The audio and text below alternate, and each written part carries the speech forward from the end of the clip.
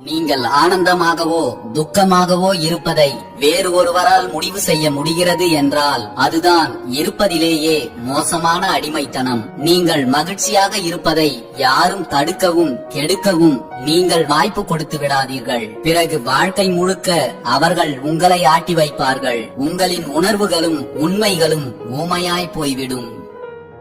எவ்வளவுதான் நன்றாக பழகினாலும் ஒரு சிலரின் உண்மை குணம் சில சந்தர்ப்பங்களில்தான் நமக்கு தெரிய வருகிறது.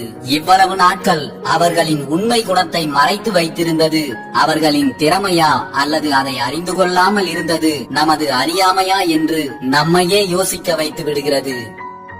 உறவுகளை நேசிக்க தெரிந்த அளவுக்கு ஒரு சிலரிடம் ஒதுங்கி நிற்கவும் பழகிக் கொள்ளுங்கள். ஏனென்றால் இந்த உலகில் உண்மையானவர்களை விட போலியானவர்களே மிகவும் அதிகம்.